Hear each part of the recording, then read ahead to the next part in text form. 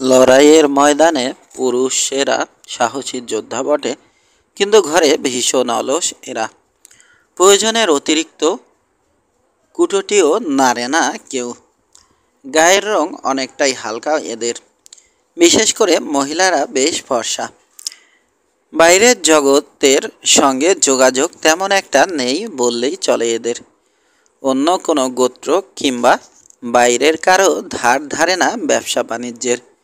বিয়ে থা করে নিজেদের ভেতরে।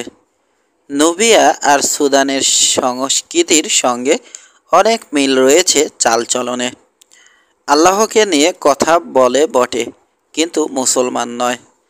পূজ্য ঈশ্বরকে প্রতিকায়িত করে সূর্য দিয়ে। প্রাচীন ধর্মের এই অংশটুকু বাদ দিতে পারেনি ওরা, যদিও ভুলে গেছে প্রাচীন আচারের অনেক কিছুই। এক করে ফেলেছে ঈশ্বর আর আমান রাকে। বৃদ্ধ কিছু মহিলা অবশ্য এখনো বিপদে আপদে মন্দিরে গিয়ে অর্ঘ্য নিবেদন করে ওসাইরিসের পায়ে, ঠিক যেভাবে আবু সিম্বেলের মন্দিরে মিয়াকে অর্ঘ্য দিতে বাধ্য করেছিল বাকিতা। রীতিটার উৎস মন্দিরের দেয়ালে আঁকা ছবি নাকি লিখিত কোনো কিছু জানা নেই রুপার্টের। এমনকি হায়ারোগ্লিফও পড়তে জানে না এরা। অবশ্য এই বিদ্যাসহ বাইরের দুনিয়া সম্বন্ধে জানার আগ্রহ প্রবল মিয়ার। সেই কৌতূহল থেকেই পড়তে গিয়েছিল লাক্সরে, কিন্তু হতাশার সঙ্গে আবিষ্কার করেছে হায়ারোগ্লিফ শেখানো হয় না ওখানে। তবে 2 বছর লাক্সরে কাটিয়ে নানান কিছু জেনেছে মিয়া, শিখেছে ইংরেজি। সেই জ্ঞান ঝালিয়ে নিচ্ছে এখন রুপার্টের কাছে। রুপার্টও কার্পণ্য করছে না শেখাতে। বিশেষ করে ধর্ম নিয়ে কথা বলে ওরা, আলাপ করে মিশরীয় পুরাতত্ত্ব নিয়েও। খ্রিস্ট ধর্মের পূব ও পশ্চিমের ধারণাগত পার্থক্য ধীরে ধীরে পরিষ্কার হয়ে এসেছে মিয়ার কাছে। ফলাফল, রুপার্টের প্রতি ভালোবাসা না কমলেও বেড়েছে শ্রদ্ধা। টামাই থাকতে থাকতে বাড়ির কথা ভুলেই যাচ্ছে রুপার্ট। সবাই জানে মারা গেছে ও। মা বউয়ের কথা ভেবে লজ্জিত হলো ভীষণ। সুযোগ খুঁজতে থাকলো, কিভাবে বেরোনো যায় এখান থেকে। চলে এলো সুযোগ, এবং সেটা মিয়ার হাত ধরে। যথারীতি পড়তে বসেছে ও রুপার্টের কাছে। এ সময় আরবিতে বলল, ভালো একটা সংবাদ আছে আপনার জন্য। আগামীকাল সকালেই রওনা হয়ে যেতে পারবেন দেশের পথে। শুনে খানিক থমকে গেল রুপার্ট। আনন্দিত হলেও প্রকাশ পেতে দিল না এক বিন্দুও। আরবি প্রবাদটা ভালোই জানা আছে ওর। শান্ত আবহাওয়ার পরেই আসে ঝঞ্ঝা, আর শান্তির পর যুদ্ধ। কাজেই শান্ত রইল রুপার্ট। জানতে চাইল কিভাবে সম্ভব হলো এটা। অনেক বড় একটা ক্যারাভ্যান নীল নদ অতিক্রম করবে ওয়াদি হালফার উপর দিয়ে। অনুত্তেজিত কণ্ঠে বলল মিয়া। রেডসির দিকে যাবে ওরা। ওসমান ডিঙ্গার নেতৃত্বে যাচ্ছে ক্যারাভ্যানটা।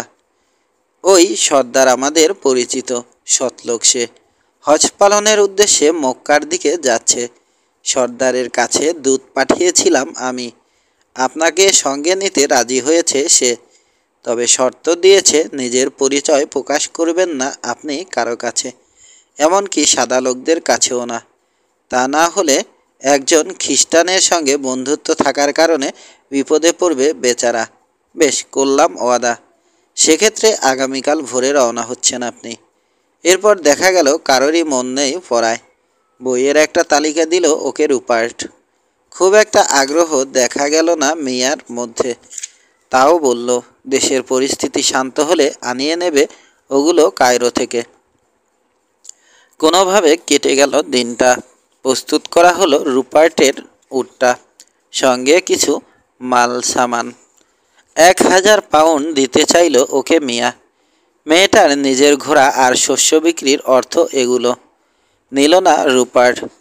ধরা পড়ার সময় 100 পাউন্ড রয়ে গিয়েছিল ওর পোশাকের ভেতর সেলাই করা অবস্থায়, কিছু স্বর্ণমুদ্রায় আর কিছু ব্যাংক নোটে। ওর কাছেই রয়েছে এখনো সেগুলো। ও দিয়েই পৌঁছে দিতে পারবে ইংল্যান্ডে। রাত নেমে গেছে। তামার আমির ওমরাদের কাছ থেকে বিদায় নেওয়া শেষ। রুপার্ট চলে যাচ্ছে বলে মন খারাপ ওদের। এদিকে দেখা নেই মিয়ার। শেষে রওনা হলো ও মন্দিরের ভগ্ন স্তূপের দিকে। আশা ওখানে হয়তো দেখা মিলবে মিয়ার। শেষবারের মতো মন্দিরগুলো দেখা হবে। চাঁদের উজ্জ্বল আলোয় সবচেয়ে সুন্দর দেখায় ওগুলো। অন্ধ থাকতে যে কুকুরটা ওর পথ প্রদর্শক ছিল, আজও সেটা রয়েছে সঙ্গে। ভালোই ভক্ত হয়ে গেছে ওটা রুপার্টের। কিভাবে যেন বুঝে গেছে বোবা জানোয়ারটা বিচ্ছেদ ঘটতে যাচ্ছে মালিকের সঙ্গে। পিছুই ছাড়ছে না। বড় বড় স্তম্ভ ঘেরা সমাধি প্রাঙ্গণে পৌঁছে গেছে রুপার্ট। ভেঙে পড়া একটা পাথরের মূর্তির মাথার উপরে বসল। ছুটে মন্দিরের আরও গভীরে গায়েব হয়ে গেল অস্থির কুকুরটা। কিছুক্ষণ পরই ভেতর থেকে ভেসে এলো ওটার চাপা গর্জন। ডাকের সুরেই বুঝল রুপার্ট। কৌতূহল উদ্দীপক কিছু একটা দেখেছে ওটা। ডাকছে মনিফকে। পাশের ঢালটা দিয়ে ঢোকা যাবে ভেতরে। খেয়াল করল ও, আগের আমলে ঢালু এই ফোকর দিয়েই কফিন নামিয়ে দেয়া হতো ভেতরে। বেশ গভীরে ঢুকে পড়ল রুপার্ট। হাঁটতে হাঁটতে দেখতে পেল একসময় আন্ডারগ্রাউন্ড পুলটার পাড়ে জ্বলছে ছোট্ট একটা কুপির আগুন। ওটার সামনে মুখোমুখি বসা দুটো ছায়ামূর্তি। আর একটু সামনে যেতেই শুনতে পেল দুটো নারী কণ্ঠ। বুঝতে পারল বাকিতা আর মেয়া। শব্দ না করার জন্য কুকুরটাকে ইশারা করল রুপার্ট। নিজেও নিঃশব্দে দাঁড়িয়ে রইল অপেক্ষাকৃত অন্ধকারে। ছোট্ট এক নৌকা ভাসালো মিয়া পানিতে। নৌকাটা এতই ছোট যে ছোট কোনো বাচ্চা কোনো মতে জায়গা পাবে ওতে। মিশরের ঐতিহ্যবাহী সব নৌকার আদলে গড়া হয়েছে জলযানটা। অপেক্ষাকৃত নিচু পেছন দিকটা। একটা পালও রয়েছে ওতে। বাকি তার জোরালো ধাক্কায় ফুলের মোটামুটি মাঝখানে চলে গেল নৌকা। ধাক্কার শক্তি কমে যেতেই দাঁড়িয়ে পড়ল। জাদুদণ্ডের মতো কিছু একটা বের করল বুড়ি। গুরুগম্ভীর কণ্ঠে মন্ত্র উচ্চারণে সুরে বলতে লাগলো, হুকুম শোনো নৌকা। পশ্চিমে যাও, যাও পূবে, ধাও দক্ষিণে, আর ঘুরে এসো উত্তর। আত্মার শক্তিতে ভর করে এগিয়ে দেখাও তার গন্তব্য। জীবনের দেবতারা আর মৃত্যুর দেবতা ওসাইরিসের দোহাই। ছোট্ট একটা কুপি জ্বলছে নৌকার গলুইয়ে। সে আলোয় দেখা গেল কিছু একটা রয়েছে গলুইয়ের পেছনের সবাধারে। তবে সেটা সব নয় অবশ্যই। যদিও রুপার্টের মনে হচ্ছে খেলনা একটা মমি ওটা। কিছুক্ষণ স্থির রইল নৌকাটা। তারপরই মনে হলো বাতাস লাগলো পালে। সন্দেহ নেই এখানকার অসংখ্য ফাটল আর গুহার কোনো একটা দিয়েই এসেছে বাতাস। ধীরে ধীরে এগোতে লাগলো নৌকা। স্থানু হয়ে রয়েছে পাড়ে বসা দুই দর্শক। পশ্চিম যাচ্ছে। নৌকার গতিপথ খেয়াল করে ফিসফিসিয়ে মন্তব্য করলো মিয়া। কিন্তু কিন্তু পশ্চিম হচ্ছে মৃত্যুভূমি। ওসাইরিসের রাজত্ব ওদিকে। না নৌকা, যাস নে ওখানে। ফিরে আয় রায়ের সাম্রাজ্যে, যেখানে অপেক্ষা করছে প্রাণের উজ্জ্বল আলো। এমন সুরে ফিসফিসিয়ে কথাগুলো বলল মিয়া যেন গান গাইছে ও। ওদিকে পুলের পশ্চিম পাড়েই স্থির হয়ে রইল নৌকাটা। উঠে দাঁড়ালো মিয়া। নিজেকে প্রবোধ দেওয়ার সুরে বলতে লাগলো, আধুনিক শিক্ষা পেয়েছে ও লাক্সরে। আর রুপার্ট বের কাছে জেনেছে প্রকৃত ধর্ম সম্বন্ধে। এখন জানে ও এসব টুকটাকের ভিত্তি নেই কোনো। কারো মমি করা পা কীভাবে বলবে ভবিষ্যতে কোথায় থাকবে সে, এটা অসম্ভব। হ্যাঁ জানি তো, শুকনো কণ্ঠে বলল বাকিতা। নৌকা মন মতো গেলে বিশ্বাস করবে, আর ইচ্ছে পূরণ না হলেই অবিশ্বাস করবে সেটা।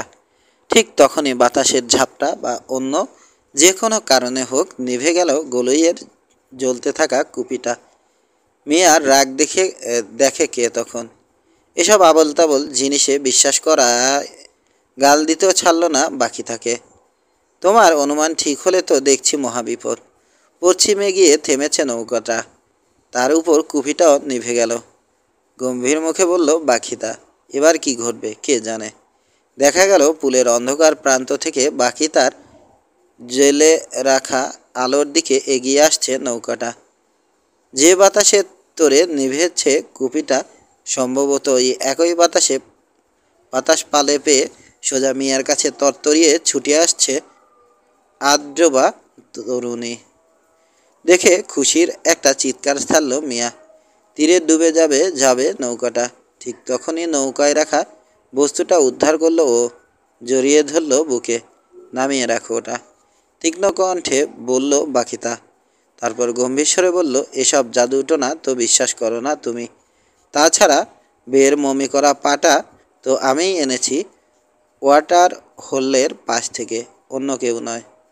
ব্যাস, কাটা পা নিয়ে ঝগড়া শুরু হলো দুজনের। আচার শেষ। আর থাকার কোনো মানে নেই এখন এখানে। ফিরে চলল রুপার্ট। ভেবে সত্যিই অবাক হলো যে ওর প্রতি একটুও কমেনি মেয়ার আগ্রহ। সে কারণেই রুপার্টের ভবিষ্যৎ জানতে চাওয়া। ডুবন্ত নৌকা থেকে তেলে ঘিন্ন বস্তুটা যেভাবে ছো মেরে তুলে নিয়ে জড়িয়ে ধরল মিয়া, কখনো সেটা ভুলতে পারবে কি না সন্দেহ আছে ওর। ক্রাসে ভর দিয়ে ধীর কদমে ঘরের সামনে এসে পৌঁছালো রুপার্ট। জানে কিছুক্ষণের মধ্যেই চলে আসবে মিয়া, বিদায় দেবে ওকে। সিঁড়ির ধাপের উপর বসে রইল রুপার্ট। কুকুরটাও বসেছে পাশে। কয়েক মুহূর্ত পর খানিক দূরে দেখতে পেল ধীর পদক্ষেপে হেঁটে আসছে মিয়া। কাছে আসতেই দেখা গেল বুকের কাছটা ভেজা ওর। উঠে দাঁড়াতে গেল রুপার্ট, সঙ্গে সঙ্গে বাধা দিল মিয়া। থাক থাক, দাঁড়াতে হবে না। না লেডি, আপনি দাঁড়িয়ে থাকলে তো বসে থাকতে পারি না আমি। বেশ, বসছি আমি তাহলে। বসার পর প্রশ্ন করল রুপার্ট, কোথায় গিয়েছিলেন? ভেজা কেন পোশাক? সমাধি স্থলে। চোখ রেখেছি পবিত্র পানির উপর। দেখতে চেয়েছি আরও সুন্দর হয়ে যাব কিনা, তাই সহাস্যে মন্তব্য রুপার্টের। বিশ্বাস করছেন না আমাকে? তাহলে ধরে নিন অন্য কিছু দেখতে গিয়েছি পানিতে। কী বা দেখা যেতে পারে অন্ধকারে?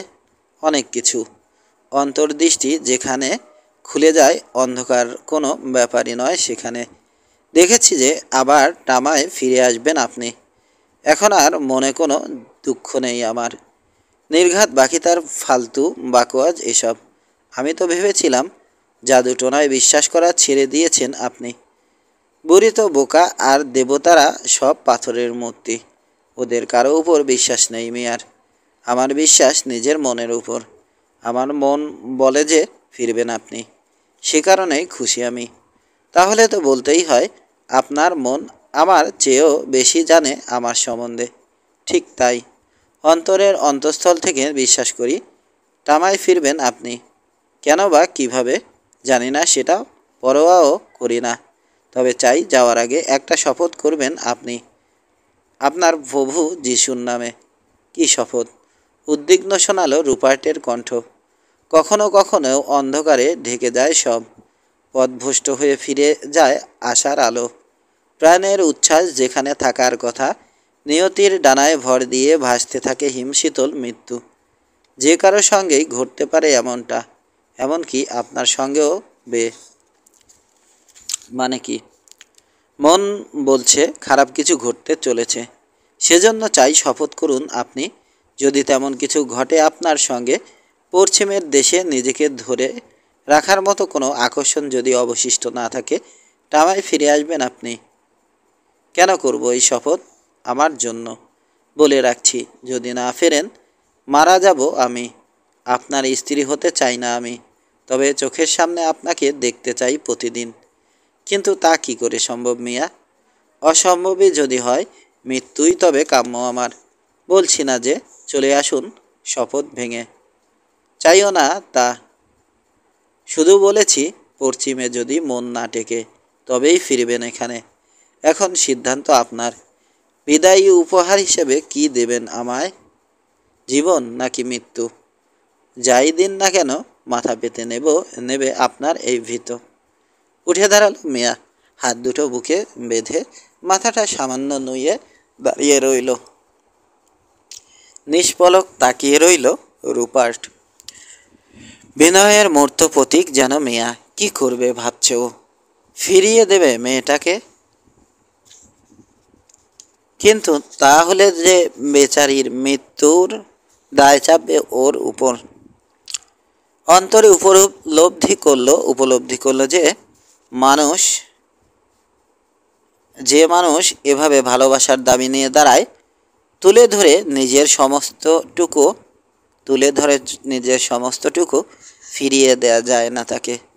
তা কেবল অসম্মানে নয়, পরন্ত জীবনের পেয়ালাটাও হাত থেকে ছিনিয়ে নেয়া।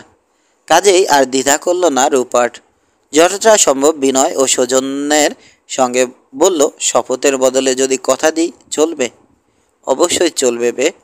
মাই লর্ডের মুখের কথা অন্য যে কারো শপথের চেয়েও মূল্যবান। হাঁটু গেড়ে বসল রুপার্ট। টেনে নিল মিয়ার ভাঁজ করা হাত দুটো কপালে ঠেকিয়ে নিচু করে রইল মাথা। এমন ভঙ্গিতে বসে রইল যেমনটা আত্মসমর্পণের সময় বিজেতার সামনে বসতে হয় বিজিতকে। পূবের অভিজাত ঘরের মানুষ হওয়ায় এই ভঙ্গিমার অর্থ জানা আছে মেয়ার। লেডি টামা মাথা নিচু রেখেই বলল রুপার্ট, আমার স্ত্রী, যার সঙ্গে ধর্ম আর বিবাহের শপথে আবদ্ধ আমি, ওই মেয়ের পরেই আমার জীবনের অধিকারী আপনি, কারণ জীবন ফিরিয়ে দিয়েছেন আমাকে। স্ত্রী আর মায়ের পর আপনি আমার সবচেয়ে বেশি শ্রদ্ধা আর সম্মানের পাত্রী। কথা দিচ্ছি, ঈশ্বর না করুন, কোনো কারণে যদি একা হয়ে যেতে হয় আমাকে, অবশ্যই ফিরে আসবো এখানে। আমার উপর বিরক্ত হয়ে না যাওয়া অবধি বাকি জীবন কাটাবো আপনার সঙ্গে। তবে আপনার স্বামী হব না আমি, স্রেফ বন্ধু। তাতে কোনো আপত্তি নেই আমার। এই ওয়াদাই তো চাইছেন আমার কাছে, তাই না মিয়া? বাউ করে উঠে দাঁড়ালো রুপার্ট। চাহিদার চাইতেও অনেক বেশি দিয়েছেন বে, বলল মিয়া। আর মরতে চাইব না আমি। অমূল্য রত্নের মতো সাজিয়ে রাখবো নিজেকে। আমার সামনে মাথা ঝুঁকিয়েছেন আপনি, যার যোগ্য নই আমি। তবে এখন থেকে জানবো, শিখবো আর প্রতিনিয়ত যোগ্যতর করার চেষ্টা করব নিজেকে। একটা উপহার চাই আমি মাই লর্ড, আপনার পবিত্র বইটা। বোঝার চেষ্টা করব ওটা, যাতে বিশ্বাসী হয়ে উঠতে পারি আপনার বিশ্বাসে। ঘর থেকে বাইবেলটা নিয়ে এলো রুপার্ট। ভীষণ মূল্যবান এটা আমার কাছে। সেই ছোটবেলা থেকে সবসময় নিজের কাছে রেখেছি জিনিসটা। নাও, পড়বে সব সময়। আমি পড়ি কিংবা মেনে চলি বলে নয়, পড়বে সত্যবাদী হিসেবে, এতে দেখানো পথ অনুসরণ করার জন্য। রুপার্টের হাত থেকে বইটা নিল মিয়া। নীরবতায় কেটে গেল পরের কয়েকটা মুহূর্ত। কথা খুঁজে পাচ্ছে না দুজনের কেউ। হঠাৎ আশীর্বাদের মতো করে রুপার্টের মাথায় হাত রাখল মিয়া। ঘুরেই চলে গেল। তারপর আর দেখা হলো না ওর সঙ্গে। 25 বছরের শেষ দিন। অজস্র সুন্দর সুন্দর নৌযান চলেছে টেমসের উপর দিয়ে। ওগুলোর সঙ্গে স্রোত ঠেলে উজানের দিকে ভেসে চলেছে কয়লাবাহী এক স্টিমার। ফিরেও তাকাচ্ছে না কেউ কুৎসিত জলযানটার দিকে। হালকা কুয়াশা ঝুলে রয়েছে নদীর উপর। দৃষ্টিসীমা বেশ কমে গেছে তাতে। দেখাই যাচ্ছে না প্রায় আশেপাশের কোনো কিছু। এ অবস্থায় নেভিগেশন অত্যন্ত কঠিন কাজ। তবে চোবনেন্দ্রিয়কে বাধা দেওয়ার মতো কিছুই নেই ওখানে। সেজন্য তীর থেকে ভেসে আসা চার্চের ঘণ্টার গুরুগম্ভীর আওয়াজ স্পষ্ট শুনতে পেল স্টিমারের যাত্রীরা। এই নৌযানেই দেশে ফিরছে রুপার্ট। সুদানের মরুভূমির চামড়া পোড়া গরমে দীর্ঘ সময় কাটানোর পর ইংল্যান্ডের হিমশীতল ডিসেম্বরে স্বাভাবিকের চেয়ে একটু বেশি ঠান্ডা লাগছে ওর। ভারী একটা শীত পোশাক কিনে নিয়েছে নাবিকদের একজনের কাছ থেকে। কাটছাট অদ্ভুত পোশাকটার রংটাও কেমন কটকটে হলুদ। উপরন্ত ওর দশাশই শরীরে খাটো হয়েছে ওটা। কিচ্ছু করার নেই, ঠান্ডা মানানো নিয়ে কথা। অবশ্য এসব নিয়ে মোটেই মাথা ঘামাচ্ছে না ও, বরঞ্চ ভাবছে বর্তমান পরিস্থিতির কথা। একে পঙ্গু, তার উপর মৃত লোক জীবিত হতে যাচ্ছে। এ অবস্থায় বাড়ির ওরা কিভাবে গ্রহণ করবে ওকে সেটা ভেবে যথেষ্ট দুশ্চিন্তা আর উদ্বেগের মধ্যে রয়েছে রুপার্ট। দেশে যে ওকে চরম নিচু চোখে দেখা হচ্ছে ইতোমধ্যেই জেনে গেছে সেটা। স্টিমারে বেশ কিছুদিনের পুরানো একটা পত্রিকা দেখতে পেয়ে তুলে নিয়েছিল। পত্রিকার পাতায় ওর নামটা যেন লাফ দিয়ে উঠে আসে নজরে।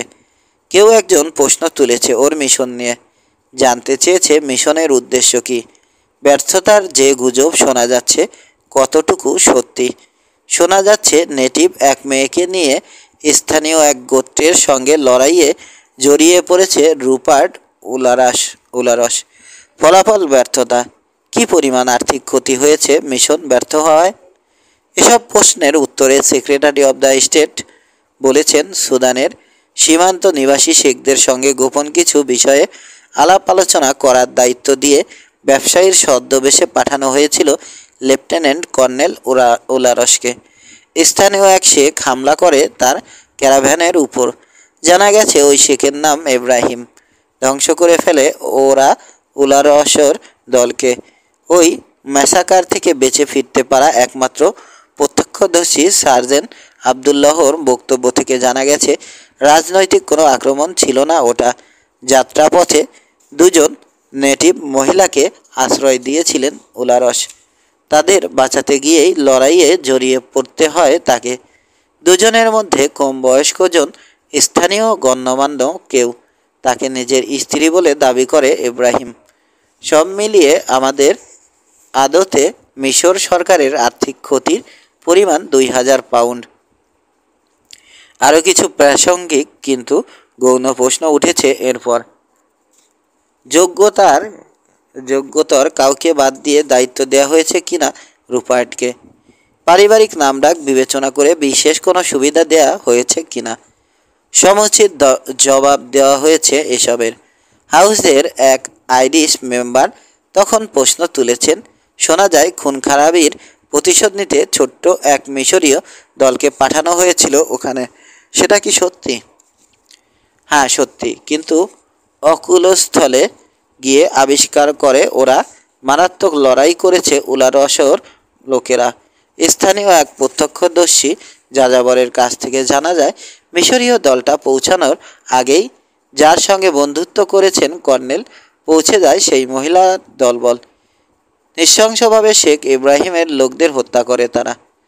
প্রথম লড়াই থেকে বেঁচে যাওয়া ইব্রাহিম ও তার দলের প্রত্যেকের মৃতদেহ কাটাগাছে ঝুলতে দেখে এসেছে মিশরীয় দলটা। সরকার স্বীকার করছে যে নগণ্য তথ্যের ভিত্তিতে বিপজ্জনক মিশনে পাঠানো হয়েছিল কর্নেলকে। ভুল যাই করে থাকুক, প্রাণ দিয়ে সেটার মূল্য চোকাতে হয়েছে তাকে। নিঃসন্দেহে কর্নেলের সবচেয়ে বড় ভুল ছিল অতিরিক্ত সাহস প্রদর্শন। তার চেয়েও বড় কথা হচ্ছে ইংল্যান্ড হারালো এক সাচ্চা দেশপ্রেমিক ও নিবেদিত প্রাণ সৈনিককে। আরেক আইরিশ মেম্বারের প্রশ্ন, এটা কি সত্যি যে বিয়ের দিনে মিশনে পাঠানো হয়েছে লেফটেন্যান্ট কর্নেলকে? জবাবে স্পিকার অব দ্য হাউস বলেছেন, প্রয়াত কর্নেল উলারসর ব্যক্তিগত ব্যাপার নিয়ে কোনো প্রশ্ন তুলতে পারে না হাউস। আরও কিছু সাধারণ কথা হয়েছে ওকে নিয়ে। কর্নেল উলারসর মৃত্যুর বিষয়টি কি পুরোপুরি নিশ্চিত হওয়া গেছে? নির্ভরযোগ্য সূত্র মারফত নিশ্চিত হয়েছেন বলে প্রশ্নকর্তাকে আশ্বস্ত করেন সেক্রেটারি অব দ্য স্টেট। এরপর হাউস অব কমন্সের আলোচ্য বিষয় থেকে বাদ পড়ে যায় প্রসঙ্গটা। খুব অল্প কথায় পার্টির সাথে রীতিমতো হেয় ও অপমানিত করা হয় রুপার্টকে। কালিমা লেপন করা হয় চরিত্রে, কিন্তু অন্তরের অন্তঃস্থলে জানে রুপার্ট কোনোভাবেই ওর পাওনা নয় এটা।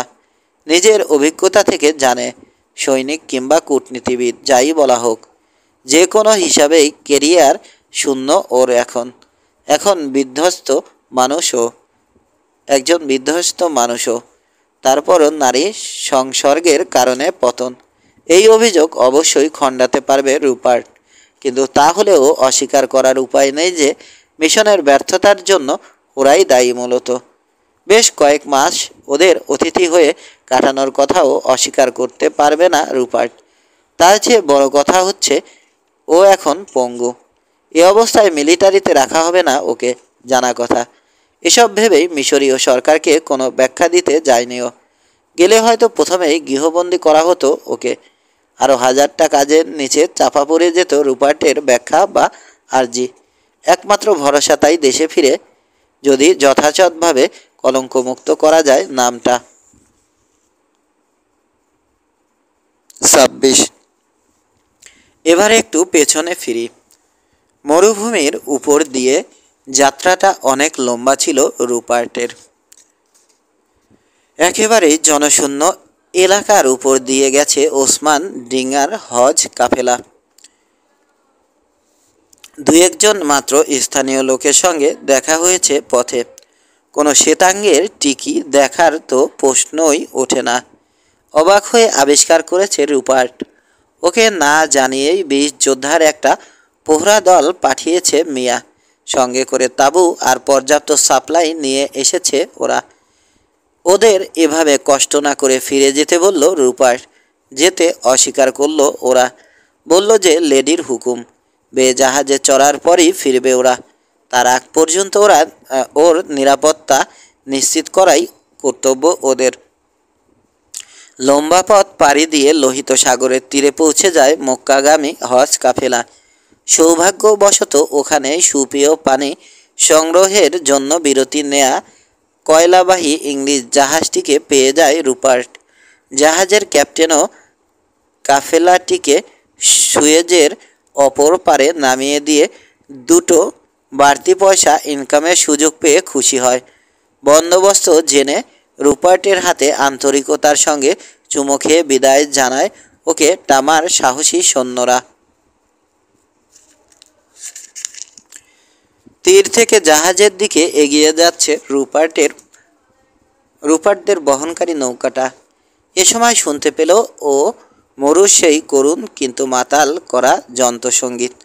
সকালের কুয়াশার পর্দা হালকা হতেই দেখতে পেল বাদক দলটাকে। সেই দলটা যারা ওর বকশিস নিতে চায়নি। আগের মতোই 5 জন ওরা একসঙ্গে বসে উদ্দাম সুরে সুর তুলেছে যন্ত্রে। আশপাশ দিয়ে কে আসছে যাচ্ছে বিন্দুমাত্র ভূক্ষেপ নেই। তীব্র থেকে তীব্রতর হতে থাকলো বাজনাটা। ইংরেজ এক নাবিক চিৎকার করে বলল, শবযাত্রার সুর বাদ দিয়ে খুশির সুর বাজাতে। বাড়ি ফিরছে জাহাজের ক্রুরা। কিসের কি? ধীরে ধীরে পটভূমি থেকে মুছে গেল বাদকেরা। তবে উন্মাতাল সুরটা শোনা গেল আরও কিছুটা সময়। এখানে জাহাজের ডেকে পত্রিকাটা খুঁজে পায় রুপার্ট। শত আবেগের বিস্ফোরণ ঘটায় ওটা মাথার ভেতর। যদিও ধীরে ধীরে চাপা পড়ে গেল সেটা যুক্তির আড়ালে।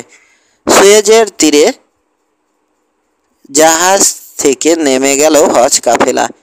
ইংল্যান্ডে যাবে ওই জাহাজ। রুপার্টের গন্তব্যও সেখানে। ন্যায্য ভাড়া দাবি করল ক্যাপ্টেন। রুপার্টও অরাজি নয়। এ মুহূর্তে টেমসের বুক দিয়ে উজান ভেঙে চলেছে জাহাজটি। এডিথের কথা ভাবছে রুপার্ট। ভাবছে কিভাবে ওকে স্বাগত জানাবে মেয়েটা। সাফল্য আর সফল ব্যক্তিদের পছন্দ করে ওর স্ত্রী, জানে রুপার্ট। কিন্তু সম্মান, কেরিয়ার, সুনাম সবই এখন ওর জীবনে সুদূর পরাহত। চরম ব্যর্থতার অপর নাম এখন রুপার্ট উলারস। তবু সান্ত্বনা দিল নিজেকে। সুখ বা দুঃখ, স্বস্তি বা অশান্তি, সব কিছুতে সর্বদা ওকে সঙ্গ দেওয়ার শপথ নিয়েছে মেয়েটা। নিশ্চয় ফেলে দেবে না ওকে। তবে কিনা নারী চরিত্র বোঝা বড় দায়। প্রায় অনাকাঙ্ক্ষিত কাজ করে বসে তারা। ভাবতে ভাবতে একসময় মনে পড়ল এডিথের পিতৃ পরিচয়। এক সময় না এক সময় জানাতেই হবে ওকে কথাটা। কিভাবে বলবে ও? এ নিয়ে লর্ড ডেভানের সঙ্গে কথা বলতে হবে আগে। আবার এডিথও জানতে চাইবে মরু রূপসী মেয়ার কথা। অবশ্য জানতে চাওয়ার পূর্ণ অধিকার রয়েছে ওর। তবে বলার মতো খুব বেশি কিছু নেই রুপার্টের। বলবে কি? তেমন কিছু তো ঘটেইনি ওদের মধ্যে। অবশ্য এটা ঠিক যে যা কিছু ঘটেছে সবটাই জানা এখানকার সবার। দৃষ্টিভঙ্গি তাই ভিন্ন কেবল। এখন রুপার্ট কেবল পারে উপযুক্ত ব্যাখ্যার মাধ্যমে দৃষ্টিভঙ্গিকে দৃষ্টিভঙ্গিতে পরিবর্তন আনতে। কারণ অনস্বীকার্য যে মেয়ার সাহায্য না পেলে সত্যি মারা যেত। মায়ের কথা মনে হতেই খুশি হয়ে উঠল রুপার্টের মনটা। একমাত্র ওখানে বিনা প্রশ্নে ও সাদরে অভ্যর্থনা জানানো হবে ওকে। এই একটা জায়গায় যদি, কিন্তু অবকাশ নেই কোনো। দুর্ভাগ্য যে পরিস্থিতির মুখোমুখি করেছে ওকে বিনা দ্বিধায় তা বুঝতে পারার মতো মানুষ কেবল ওই একজনই আছেন। যা হওয়ার হবে ভেবে চিন্তাভাবনা বাদ দিল রুপার্ট। ঘাটে ভিড়ছে জাহাজটা। চলুন এই ফাঁকে অন্যদের হাল হকিকত জেনে আসি। রুপার্ট চলে যাওয়ার পর ওর মায়ের সঙ্গে থাকতে আসে এডিথ। ডিকও বলে যে এটাই সঠিক সিদ্ধান্ত। এই বাসার ঠিকানায় বেশ কিছু চিঠি পাঠিয়েছে রুপার্ট সর্বশেষটা মূল মিশনে রওনা হওয়ার আগের রাতে আবু সিম্বল থেকে। এরপর লম্বা বিরতি, চিঠি আদান প্রদানে। তারপরই আসে দুঃসংবাদটা। কায়রো টেলিগ্রামের সান্ধ্য সংস্করণ মারফত জানতে পারে ওরা রুপার্ট আর নেই। বিধবা হয়ে গেল এডিথ। তাসের ঘরের মতো ভেঙে পড়ল ওর আশার দুর্গ। উজ্জ্বল ভবিষ্যতের সম্ভাবনাময় একজন গর্বিত ধর্মিণী হওয়া আর হলো না মেয়েটার। রুপার্টের সঙ্গে মরুভূমির নামগোত্রহীন কোনো কবরে চলে গেছে লন্ডনের অন্যতম ধনী পুরুষের স্ত্রী হওয়ার সুযোগটা। এখন চমৎকার সব সাজ পোশাক ছেড়ে গায়ে চড়াতে হবে বৌদ্ধব্যের সাদা মাঠা বসন। কাঁদল এডিথ, প্রাণ ভরে কাঁদল। তবে চোখের জলে প্রিয়জন হারানোর বেদনার চেয়ে বেশি ঝরল ব্যক্তিগত হতাশা আর নিয়তির উপর ক্ষোভ। সান্ত্বনা দিতে দ্রুতই হাজির হলো ডিক। সমর দপ্তর থেকে আবদুল্লাহর গল্পের সারমর্ম শুনে এসেছে। সেটা আবার শোনালো এডিথকে। মরুসুন্দরীকে নিয়ে রটনার কথাটাও বাদ রইল না। কিন্তু মাঠে মারা গেল রুপার্টের চরিত্র হননের চেষ্টা। ওসব মোটেও বিশ্বাস করল না এডিথ। উল্টো রেগে গিয়ে বলল, বাজে কথা এসব। বোকার মতো অসভ্য কোনো মেয়ের সঙ্গে কখনোই নিজেকে জড়াবে না রুপার্ট। কথা সেটা নয়, বলল ডিক। প্রশ্ন উঠেছে ওর বিবেচনাবোধ নিয়ে। অবিবেচকের মতো নিজের পুরো ট্রুপ তো খুইয়েছেই, সঙ্গে ভীষণ গুরুত্বপূর্ণ মিশনটা শুরু করার আগেই 12টা বাজিয়ে দিয়েছে ওটার। এক হিসেবে ভালোই হয়েছে মারা গেছে ও। বেঁচে ফিরলে হতাশা আর ঘোর অন্ধকার ছাড়া কিছুই জুটত না ওর কপালে। শুনে গম্ভীর হয়ে গেল এডিথ। ডিকের মতো আত্মীয় যার রয়েছে, শত্রুর দরকার হয় না তার। এবারও ওয়ার ডিপার্টমেন্টে গিয়ে লর্ড সাউথউইককে প্রভাবিত করার চেষ্টা করেছে ও। ইঙ্গিতপূর্ণভাবে বলেছে একটা অতীত রয়েছে রুপার্ট উলারসর। পাত্তা দেননি আন্ডার সেক্রেটারি কিংবা সেক্রেটারি অব দ্য স্টেট, বরং নিজেদের অবস্থান খাটো না করে মর্যাদা সমুন্নত রাখার চেষ্টা করেছেন ঘরের সৈন্যের। দিকের মতো একটা অপদার্থ খুদ ধরবে এটা সহ্য করার বান্দা নন তারা। এদিকে ছেলের মৃত্যু সংবাদ শুনে সেই যে শয্যা নিয়েছেন, এরপর আর বিছানা থেকে মাথায় তুলতে পারেননি মিসেস উলারস। এর মধ্যে আবার স্ট্রোক হলো মহিলার। এরপরও অর্ধচেতন অবস্থায় বেঁচে ছিলেন কয়েক সপ্তাহ। একসময় তাকে ছেড়ে নিজের ব্র্যাক স্ট্রিটের বাড়িতে গিয়ে ওঠে এডিথ। ঘোর দুঃসময়ে শাশুড়িকে ছেড়ে যাওয়ার অছিলা হিসেবে বলে, নার্সদের থাকার জন্য তো ছেড়ে দিতেই হতো কামরাটা। তবে বাস্তবতা হচ্ছে অসুস্থ কেউ আশেপাশে থাকলে সহ্য হয় না মেয়েটার, ঘেন্না লাগে। ধীর কদমে আগুয়ান মৃত্যু ছায়া সংকুচিত করে ফেলে ওকে। অর্ধচেতন থেকে ধীরে ধীরে পূর্ণ অচেতনার দিকে চলে যান মিসেস উলারস। এরপরে মৃত্যু। সমাধিস্থ করা হয় তাকে স্বামীর কবরের পাশে। জীবিত থাকতে বেশ নিগৃহীত হয়েছিলেন তিনি লোকটার হাতে। তারপরও মরণের পর তার পাশেই স্থান হলো তার। রুপার্ট ইংল্যান্ডে পা রাখার মাত্র 1 সপ্তাহ আগের কথা এসব। একমাত্র মেয়ের স্বামী রুপার্টের মৃত্যুতে বেশ কষ্ট পেয়েছেন লর্ড ডেভান। রুপার্ট না থাকায় ওর সম্পত্তির উত্তরাধিকার পাওয়ার কথা ডিক লারমারের। সেই আশায় রীতিমতো উচ্ছ্বসিত হয়ে অপেক্ষা করছিল লোকটা। কিন্তু আশার গুড়ে বালি ঢেলে সেই শরতে সুস্থ সবল একটা পুত্র সন্তান জন্ম দেন তাবিথা। সবাই তো অবাক। ডাক্তার বলেছেন বেঁচে যাবে শিশুটি। বাচ্চাটার কারণে ডেভানের বিশাল বৃত্ত আর সামাজিক মর্যাদা থেকে বঞ্চিত হলো ডিক। রুপার্টের অনুপস্থিতিতে পরবর্তী লর্ড হওয়ার স্বপ্নে বিভোর হয়ে উঠেছিল ও। সেই সুখ স্বপ্ন এখন পর্যবসিত হয়েছে দিবাস্বপ্নে। কিন্তু তারপরও অস্বীকার করার উপায় নেই যে আর কিছু না থাকলেও মুখে মধুর অভাব নেই ডিক লারমারের। তাই দিয়েই হাউস অব কমন্সে এর হাসি আনন্দের অভাব যেখানে তীব্র সদস্যদের অন্তরে স্থান করে নিল লোকটা। ধরেই নিল তারা সম্ভাবনাময় ভবিষ্যৎ নিয়ে উঠে এসেছে এই ডিক লারমার। এর মধ্যে বড় একটা ব্যবসার অংশীদার বলে নিজের নাম প্রচার করল ডিক। এবং অল্প দিনেই দেখা গেল সত্যি সত্যি কয়েকটা ব্যবসার পরিচালকও। বাৎসরিক 1300 পাউন্ডের চলনসই আয়ের ব্যবস্থাও হয়ে গেল সেখান থেকে। বলার অপেক্ষা রাখে না এ সমস্তই লর্ড ডেভানের বদান্যতা। পেছন থেকে কলকাঠি নেড়ে যা করার করেছেন তিনি। রাজনৈতিক কেরিয়ার তো আগেই করে দিয়েছেন, এবার ব্যবসার মাধ্যমে সম্মানজনক আয়ের পথটাও তৈরি করে দিলেন। এভাবেই সামান্য ক্ষতিপূরণ দিয়ে সম্পত্তির উত্তরাধিকার থেকে ডিকের নাম মুছে ফেললেন লর্ড ডেভান। 27 এডিথের বাসায় চায়ের দাওয়াতে এসেছে ডিক লারমার। পরনে নিখুঁত শার্টের ফ্রক কোট আর রুপার্টের মৃত্যুতে শোকের প্রতীক হিসেবে নেকটাই এ কালো একখানা মুক্ত। সে সময় নোংরা কেবিনে বসে বিয়ারের সঙ্গে কটা বিস্কুট গলৎকরণের চেষ্টা করছে রুপার্ট। ডিকের সামনে তখন কফি আর ব্যান্ডি। ফায়ারপ্লেসের সামনে চেয়ার পাতা হয়েছে ওদের জন্য। যুবকের পাশে বসেছে এডিথ। ওর পরনেও শোকের পোশাক, তবে বলতেই হবে সেটা খুবই আকর্ষণীয়। সোনালি চুলের ফ্রেমে অনিন্দ সুন্দর লাগছে ফর্সা মুখটা। অন্তত ডিকের চোখে তো বটেই। হালকা কথাবার্তা হচ্ছে ওদের মধ্যে। হঠাৎ কিছু সময়ের জন্য থমকে গেল এডিথ। তারপর বলল, চেহারায় তোমার বয়সের ছাপ পড়ে যাচ্ছে ডিক। মনে হচ্ছে মুরব্বী মানুষ। তারুণ্যে যারা চিনত তোমাকে তাদের চোখে ব্যাপারটা অবাক লাগবে বই কি। লাগলেও কিছু করার নেই এডিথ, জবাবে বলল ডিক। আসলেই মুরব্বী মানুষ আমি। গতকাল একটা লাইফ ইন্স্যুরেন্স কোম্পানির 5 জন ডাইরেক্টরের সঙ্গে মিটিংয়ে বসেছিলাম। কথা প্রসঙ্গে প্রশ্ন উঠল, বেচারা রুপার্টের বিমার টাকা আর কী হবে। রুপার্টের নাম শুনে খানিক অস্বস্তি লেগে উঠল এডিথের।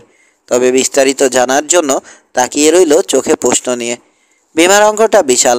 মাত্র একটা কিস্তি পরিশোধ করেছিল রুপার্ট। কোম্পানির জন্য বড় একটা ধাক্কা এটা।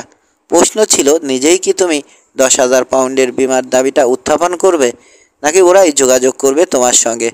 পরে অবশ্য মন্তব্য করেন, চেয়ারম্যান, আপাতত স্থগিত থাকুক বিষয়টা। আগ বাড়িয়ে কিছু করতে যাবেন না তারা। বিমার টাকা তো ছাড়ে না কেউ, তাই না? তুমিও চাইবে? জানি না আমি, অস্বস্তি ভরে বলল এডিথ।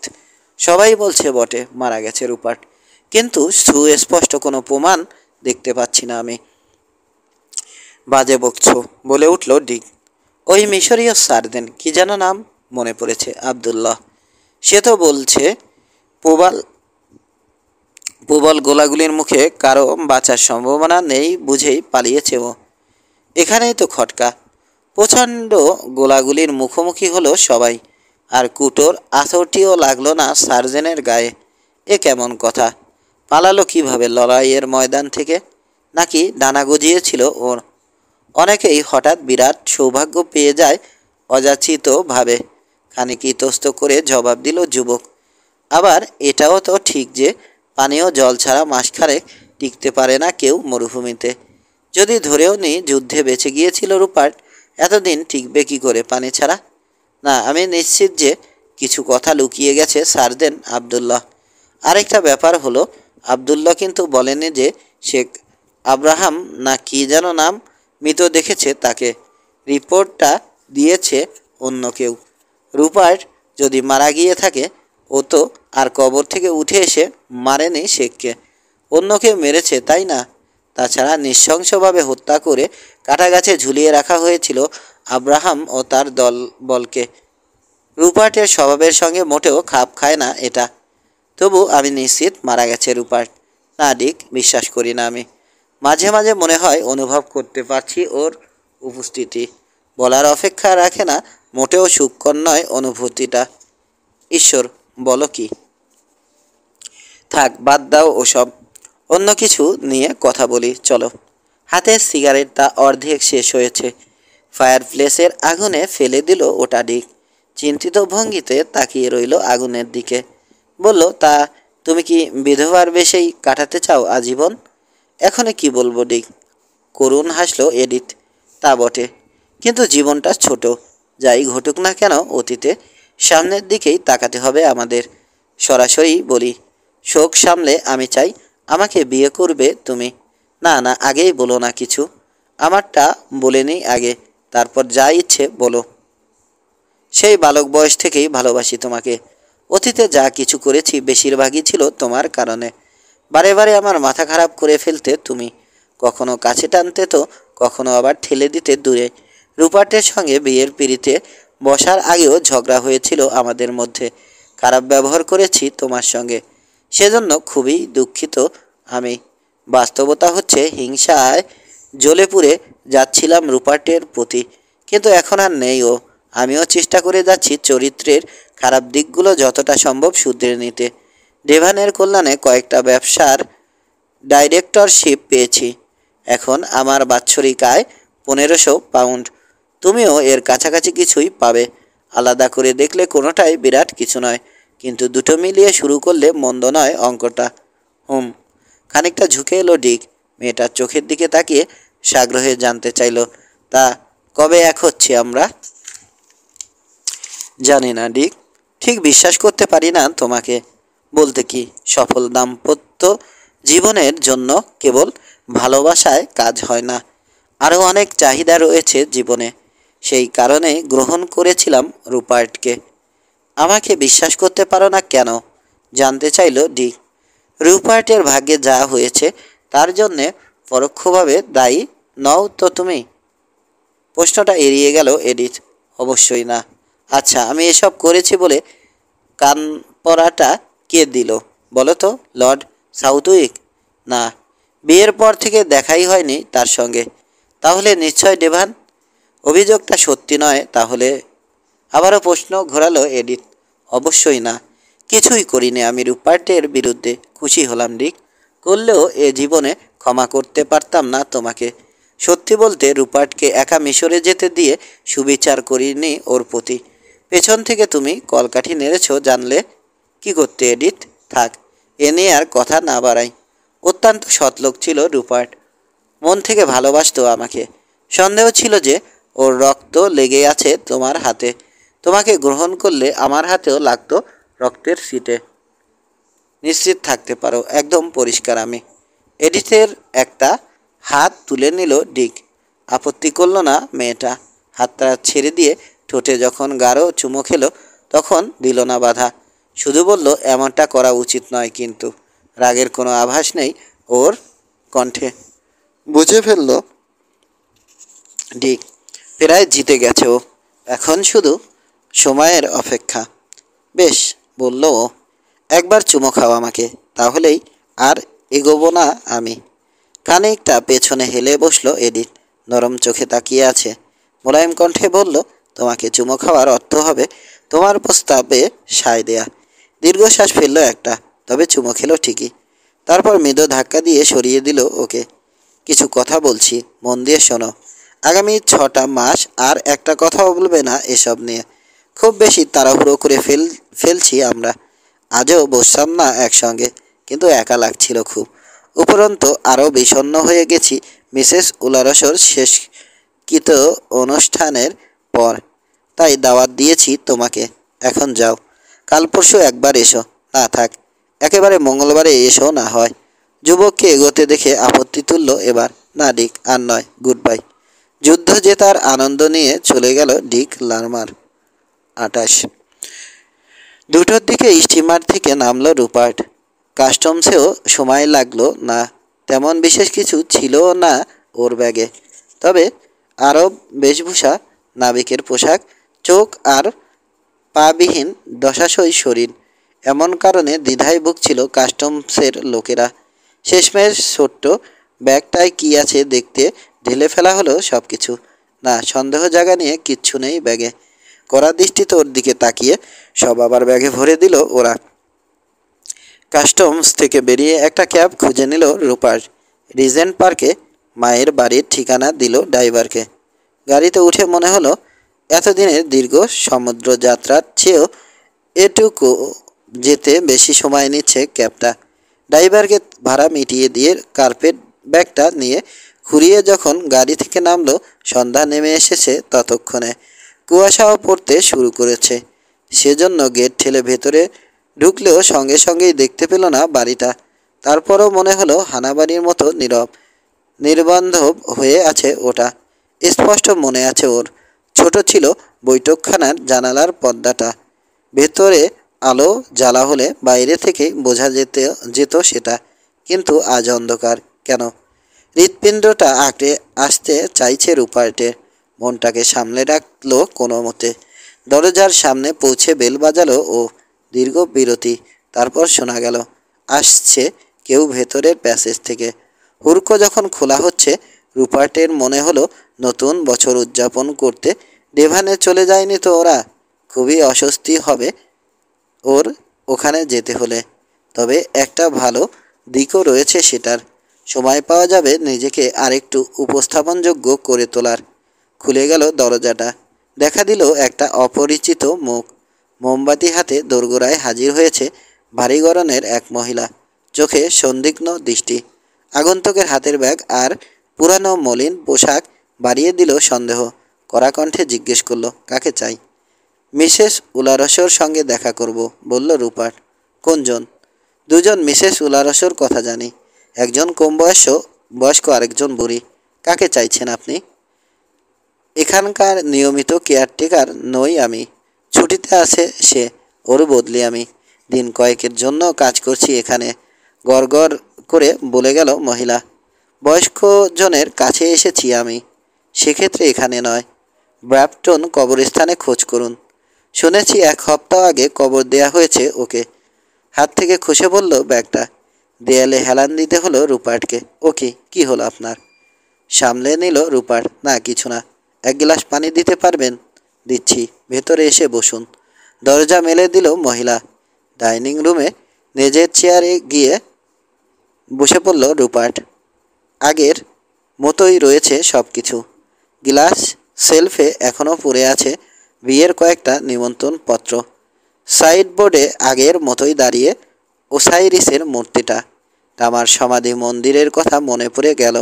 মা নেই, বউ নেই, নীরব বাড়ি, সব মিলিয়ে সমাধিস্থলের মতোই প্রাণহীন মনে হতে লাগলো ঘরটা।